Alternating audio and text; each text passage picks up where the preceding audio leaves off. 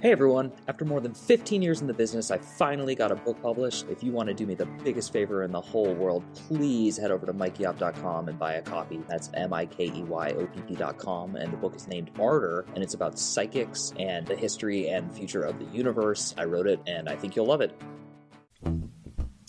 Hi, this is Mike Oppenheim, and you are listening to Coffin Talk, Interviews with the Living, a weekly podcast that explores how our views on death affect the way we live our life. This week we have Kim Sorrelle. She's an entrepreneur, director of humanitarian organization, author, and speaker.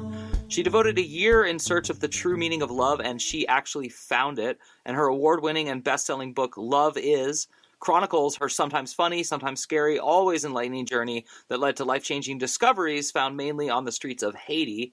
Kim is now on a mission to change the world and the power of love. Welcome to the show, Kim. How are you? Mike, I'm doing great. Thank you so much for having me. Yeah, I'm excited, and I have a lot of developing questions. I'm certainly going to ask you a lot of questions about Haiti because it's always been a subject of fascination to me, especially because it's its own country on the same island as another country, and that's always puzzled me. But before we get into that, and of course love and how you found it and what it is, I would love to just know the standard 3 questions we ask everyone, which is how old are you, where did you grow up, and what generation, if any, do you belong to? Well, gosh, you are a man, I am a woman. And so that typically is not a good first question, but I am 61 years old and I grew up in Grand Rapids, Michigan, and I'm still in Grand Rapids, Michigan. So must mean I liked it, even though there's a winter storm going on right now. And I'm a boomer.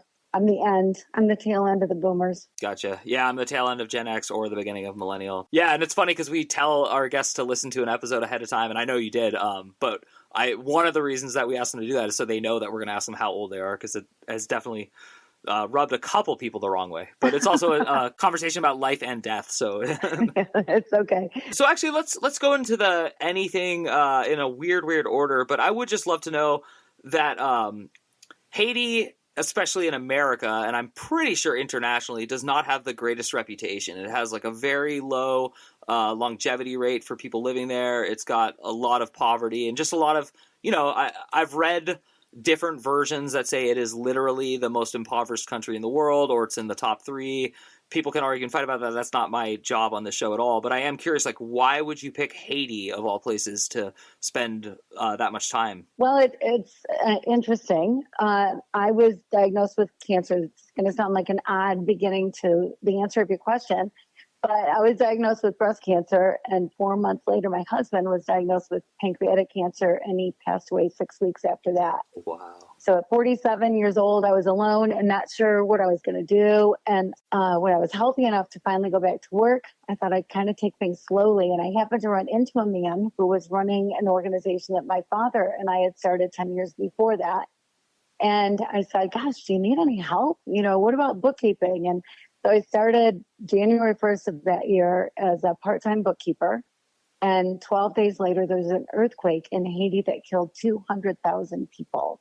So I went from part-time bookkeeper to 24/7. And within a couple of weeks, I was in Haiti. And then I spent at least part of every month in Haiti for the next several years after that. Wow. That totally adds up and totally makes sense. And so how much, I'm not interested in are stereotypes true or not, but how much of the media speculation and also just the general, when you mention to people you went to Haiti and you hear things like what I said, how much of that is actually resonant and true, and how much is just completely fake, or what's the real deal in your opinion? Yeah, well, it's definitely the poorest country in the Western Hemisphere. Definitely one of the poorest in the world. Haiti is, it's so hard. And right now it's really bad. A year and a half ago, they killed the president. The government has never really been all that great. Gangs are pretty powerful in Haiti. They've taken over some streets, some major highways. They've taken over a lot of things. That's a lot of kidnappings. People are dying. And it's this beautiful country with wonderful, incredible people living in some of the worst conditions in the world. And is it actually true that, because I've never been to the Dominican Republic, but is it actually true that it's a totally different world if you just cross this imaginary human-made line? Yeah, I mean, basically, there are pockets There's a lot of poverty in the Dominican Republic. Oh, okay. It is not as thick a poverty as it is in Haiti. The average wage, I'm sure, is higher than what an average person makes in a day in the Dominican Republic than it is in Haiti. Haiti, it's like the average is like $2 a day or some ridiculous number like that. And the Dominican Republic, there's a lot more opportunity for jobs, but there are also pockets of Haitian communities that are just very, very poor. It's kind of like every country has people that will come in and do the work that the people that live in that country won't do.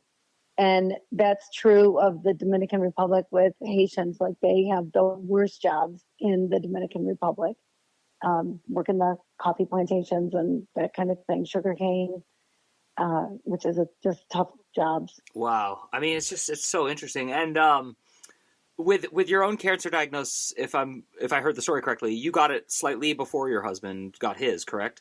Right. Yeah. 4 months. So I know this is like a weird question, but it is literally like I have to ask it on Coffin Talk. What was it like, that inflection moment of like, all of a sudden you go from being like, everyone's concerned, everyone's worried about you, to like, oh my God, it's arguable, but I would say pancreatic cancer has like a much larger death rate than breast cancer currently, at least. What was that like? Like, what was that experience like of like having to, I'm assuming you had to like parcel out your fear of your own mortality and also your self-concern and kind of like start reworking it to include your husband. Is that in any way accurate? Yeah, well, it's not inarguably a higher death rate. It definitely is. Pancreatic cancer, there's just not a cure. And there's different types of breast cancer, so it kind of depends on what kind of breast cancer you have, but a lot higher cure rate for sure. And so when my husband was diagnosed, it was 2 years almost to the day after my father-in-law was diagnosed with pancreatic cancer. And then, so we knew the road. We knew the diagnosis, the prognosis. We knew more than we should have known or wanted to know about pancreatic cancer. And so it was just crazy to have two diagnoses at the same time. I was well into my stuff and I was going to be just fine, still going through stuff, but I knew, I was going to survive it and I was going to be fine. But we also then knew that my husband was not going to be fine. And so we just prayed. We're praying people and, prayed for a miracle or, a miracle of heaven, but that he wouldn't be in pain. And 6 weeks, and we had a great 6 weeks together, amazing 6 weeks together, watching Cash Cab and playing gin rummy and, whatever, just having a good time at home. And it wasn't until the last morning he woke up on a Sunday morning in pain. And we'd had great hospice care, just wonderful palliative care. And so he was not in pain all those 6 weeks. And then all of a sudden was. I called the hospice nurse and she came right over and I said, "Guy, do I call my kids?" And she said, no, lots of time. And I was behind him. He was sitting on the edge of the bed and I was holding him from behind because I didn't want him to fall off. And I could just feel his agony, just feel it. And so I whispered in his ear, I just said, "Oh, baby, just go." And he never took another breath. Wow. Yeah, it's like beautiful only in this peculiar way that those of us who have watched someone die like understand when they're in that much pain. Like, there's just a beauty when you let them mentally release, because they're holding on for everyone except themselves usually at that point. And I think this is a good point to ask, what do you think happens when you die? But I'd like to tailor it to, one, what do you actually think happens when you die? The normal question. Two, did that change with your husband's death and with your cancer diagnosis, if that was ever something you talked about? Hey everybody, I just want to thank you so much for listening to the show. Our numbers keep growing and we have a premium package, and it would really help us out if some of you loyal fans would head over there and sign up. You get bonus monthly podcasts, you get a book I wrote, and you also get extra essays and other content. So please head over to mikeyop.com, that's MIKEYOPP.com, and sign up today. Well, my husband was this incredible man. We had a great marriage. He was an incredible, faithful, wonderful guy who believed in God and prayed every day and was just very faithful. And so he didn't fear death. There were times when throughout the 6 weeks, I would just start crying and he would just hold me and say, "Don't cry for me. You're the one that has to stay here." So I believe in heaven. I believe in an afterlife, whatever that looks like. And my husband also believes in an afterlife. And we did before our diagnosis and did after our diagnosis. The one thing that changed was seeing the process with my husband, because it wasn't like it was only that instant. Even though he wasn't suffering and we had this great 6 weeks, there were a few moments toward the end during the 6 weeks where he just was not there. I looked in his eyes and he was somewhere else. It's almost like there was a transition from life to death. And so it was very interesting. And eventually he came back and then all was well, whatever. But yeah, it was an interesting thing to witness. Wow. And so what do you think is going to happen when you die? I think I'm going to see him again, which will be great because I miss him. And how much of your current life and the way you live it is affected by that belief, or would be shattered if it suddenly dawned on you that it's not true? That's an interesting question. I would say that I hope my life wouldn't be any different, knowing or not knowing. Finding out that it's true or finding out that it's not true. I mean, I think that as human beings, we should live the best life that we can and be kind and treat other people well. I think is about the most important thing that we can do. And I think that should be true of people that believe in an afterlife or don't believe in an afterlife. Yeah, that's really well said. And I mean, you sound happy, you sound positive. Obviously, we're going to get into your book and how you found love. But I also find it interesting because your book is about finding love, but it sounds like you'd already found love with your husband. So maybe we should start there. What do you mean by finding love? Well, the true meaning of love, it just seems like there's this mystery around love, right? Like Ed Sheeran sings about it and Nicholas Sparks writes about it and, whatever. But what is it really, And people think of love and they think of love with a partner, but love is well beyond just a partner, whatever. And so, but what is it?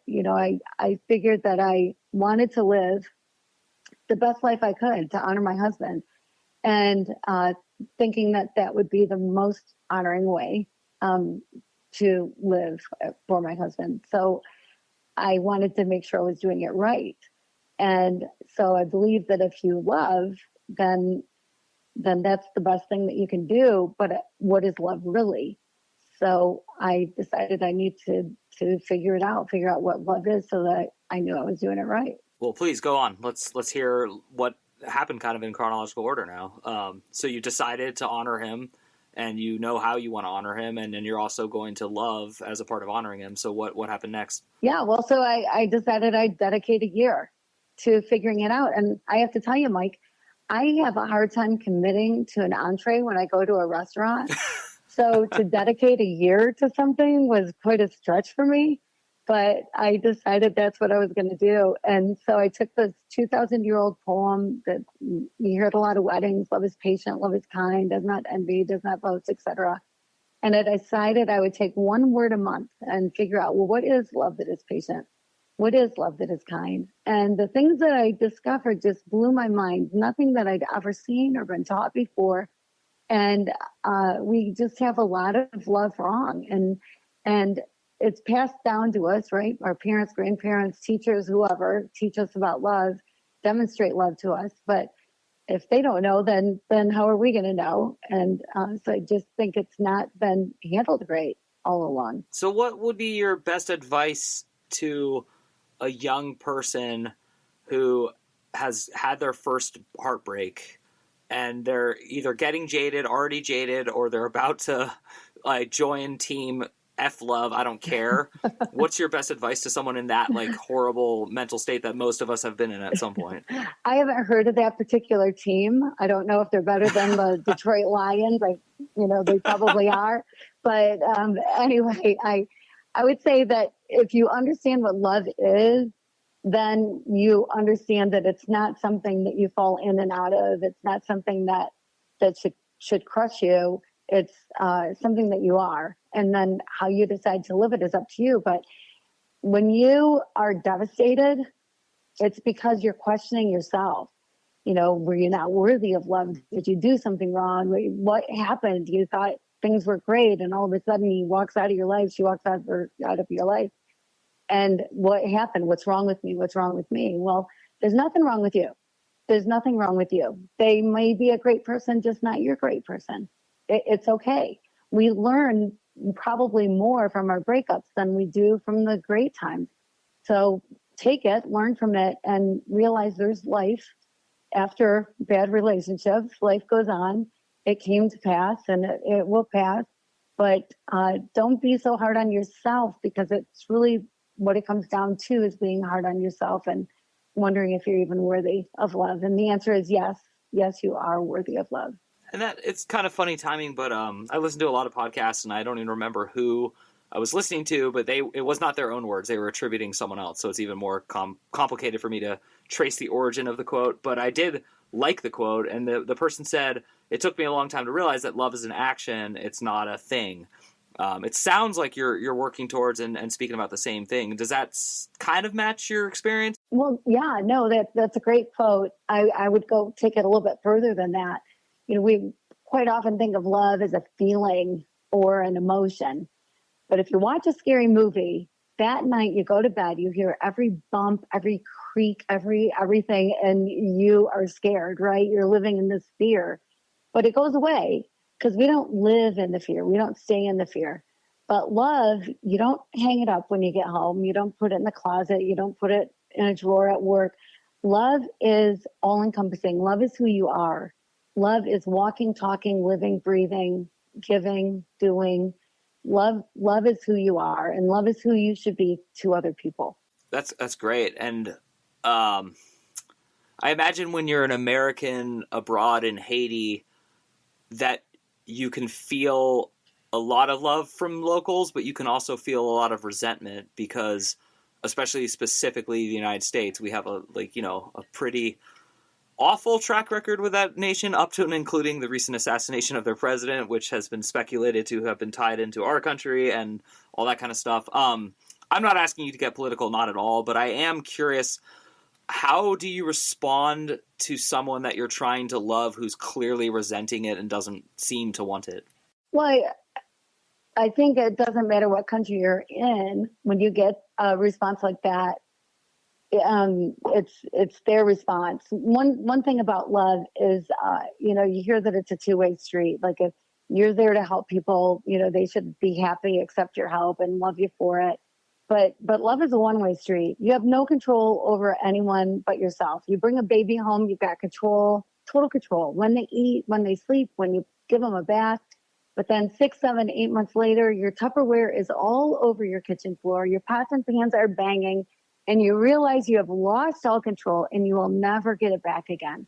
So you control no one. So you give and you are kind because that's what love does.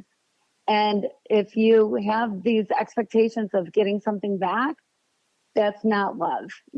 That's like a transaction. That's like me giving you money for a pair of jeans. If I give you love to get love, that's no longer love, because love doesn't do that. So the response isn't, when you understand love, you understand that the response isn't what matters. The love that you give is the thing that matters.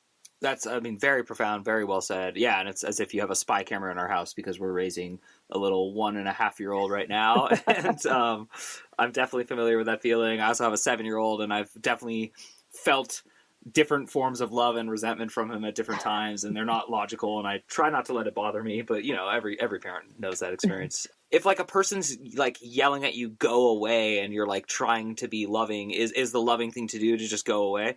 Yeah, sometimes it is.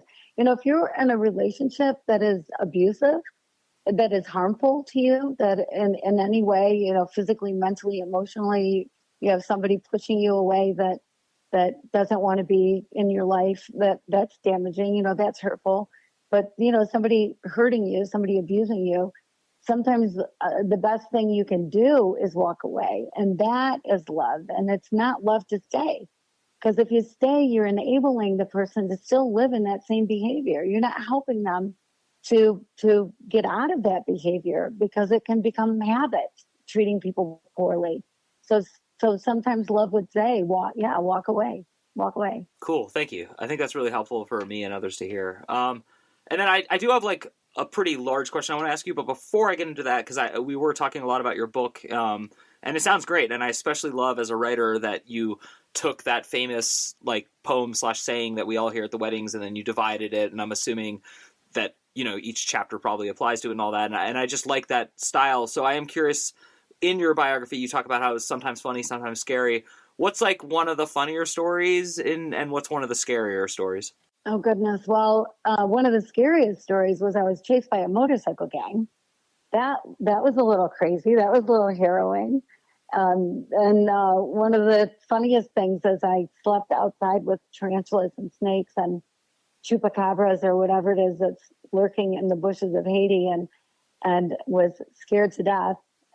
And twice woke up. It was a 5-night stint where I had to sleep outside, and 2 different times I woke up because there was something on my leg, and I thought I was going to be dismembered and poisoned, and Haiti probably didn't have the anti-venom, and I probably couldn't get airlifted to Miami in time to save a leg or whatever. But I both times when I looked to see what it was a chicken. That's awesome. I was listening that whole time and I was like, I think she misheard the question. I said funny. That's awesome. I've actually literally had nightmares where like a spider especially is crawling on me, and I've like woken up to find one on me. So it's funny. And what about with the motorcycle gang? Was it like, were they specifically chasing you because of something you'd done, or was it something that kind of developed? Yeah, no, they were definitely chasing because of something that I did. I had crossed the border going into the Dominican Republic, and I didn't get stamped on the Haitian side because they changed the system and whatever. But anyway, so I took a motorcycle back to the Haitian side to get passport stamped, but negotiated a price before I went, and then came back on the motorcycle, and the guy wanted more money. And I said, well, no, we negotiated a price. I gave him what I said I would. Well, so then when I was driving away after getting my Dominican stamp, I was with 2 American friends, both men. We were driving this truck back to the DR. And all of a sudden we're hearing, go, go. One of the guys was in the back of the truck watching our tools, and he's yelling for us to go faster. And we're like, well, what's going on? And then all of a sudden we realized that rocks, not pebbles, not small things, but big rocks were being thrown at us. And so my friend that was driving just put the hammer down, put, the gas down as far as he could, and was driving like Mario Andretti. These motorcycles were coming up alongside of us. They were behind us. They were trying to get us to pull over. I swear we were taking the curve on 2 wheels sometimes. It was crazy. And when we finally got far enough away that they stopped chasing us, my friend said, what was that all about? Why were these guys chasing us? And I said, well, the guy wanted more money. And I think he was mad I didn't give him more money. And he said, well, how much did he want? And I said, well, $5. And so I literally risked all of our lives for $5. And that probably wasn't the wisest choice on my part. I understand, though. It's a matter of principle, and we've all been there. It's a very strange feeling. I even heard a hilarious stand-up comedian talking about how he has enough money to give the homeless guy outside his building like $500 every day, and it wouldn't hurt him. But the fact that he stopped saying thank you when he handed him a $5 pissed him off so much that he just stopped giving him money. And I could really relate and understand. I was like, I am not rich, I'm not wealthy, I'm not famous, but indignity is indignity, and principle is principle. So going back, when I asked the question about what generation do you belong to, if any, one of the reasons I ask it is that right around the time I was starting this podcast, the media started talking about a culture war in our country, and I'm thoroughly convinced that there is no culture war. There's just a desire to sell advertising, and so they want to call it a culture war, and they want us all to get mad at each other. With that said, I am curious. Some people do get angry at older generations, and some older generations do get angry at younger generations. It's not anything new. How do you apply like what you learned about love to helping others understand how to love people who like literally have such a different ideology from them that they actually want to see society and the world go in a completely different direction. Well, the beauty of love is again, you don't control anybody. So love is on you, right? So when you love the right way, you recognize that we are all unique and we are all different. And it is okay for different people to have different opinions. There's nothing wrong with that. You can listen. It's interesting to listen to somebody with an opinion that's different than yours. You might learn something. The biggest thing that you learn is we're all human. You know, people are people all over the world. But love allows people to have different opinions. And so instead of confrontations, you have conversation. And it doesn't mean you got to go to coffee with them every day. It doesn't mean you got to be best friends. But you can listen to people. There's nothing wrong with that.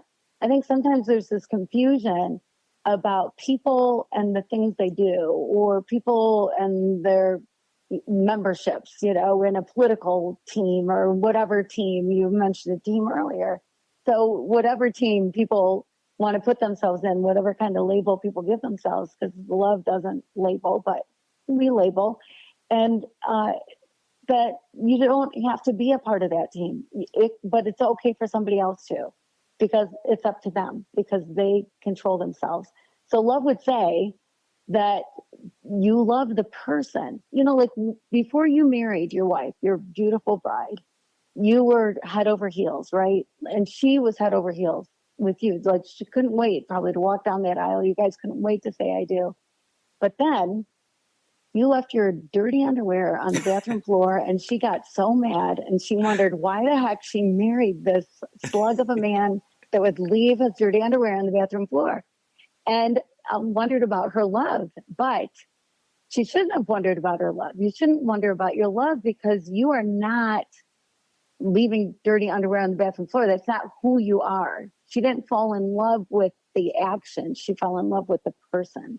So we love the people. We might not like things that they do, but it's the person that you love, and separating the things people do from the person, this unique masterpiece of a person, is the healthiest way to look at it, I guess, is that if you constantly are putting your love on the line based on what people do, you're going to be a mess. You're not going to know when do you love, when do you not love. But love just loves. Like and love are two different things. And you cannot like some of the things that people do, but you love people for their uniqueness. Something that's definitely how I've convinced myself over many, many years to understand the concept of acceptance and to actually work on it in my own life. So thank you. That was very eloquent and well phrased, just like almost every single thing that has come out of your mouth since we started talking, even before I hit record. So I really appreciate you, and I appreciate the message. I never end the show with me just ranting and talking. I always let my guest just kind of give whatever piece they want to the world. So whatever it is you'd like most to say to our audience, please tell them. I would just say, figure out love, figure out ways to love people, and recognize that, you know, if the Mona Lisa went up for sale, who knows how many millions and millions of dollars it would get. And it's because it's a one-of-a-kind masterpiece.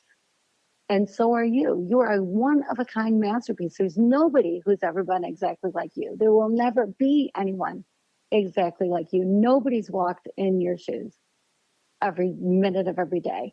Nobody. You are the only one of you. So love yourself. Love yourself for your uniqueness, for who you are, because you are special and incredible. And when you love yourself, it's so much easier to love other people. Oh my gosh, I absolutely love it. I love talking about love. I love using the word love. I have definitely been embarrassed in my life saying love to people when they didn't expect it and didn't think it was coming. And I'm not talking about in dating situations, but I just think if the world could use anything, it's more people talking about love, being loving, and being comfortable with the term. So thank you, Kim Sorrelle, for being exactly who you are. Thank you for writing your book. And obviously the notes for how to find that and find her will be in the podcast bio, and you can just Google her name. I'm sure it'll come up. And to everyone listening at home, we really appreciate you. you, and we love you, and we appreciate the subscriptions that are rolling in at MikeyOpp.com. That's MikeyOpp.com. Please head over. It's free. You get a weekly newsletter tied into the podcast. And if you want to go the extra mile and help support us, we absolutely could use your help. Sign up for a premium subscription. It comes with bonus podcasts and other awesome things, including books I write. Thanks again to Kim. And my name is Mike Oppenheim. This has been another episode of Coffin Talk, and we will see you soon. Walking along when I hear this song, and I walk into you.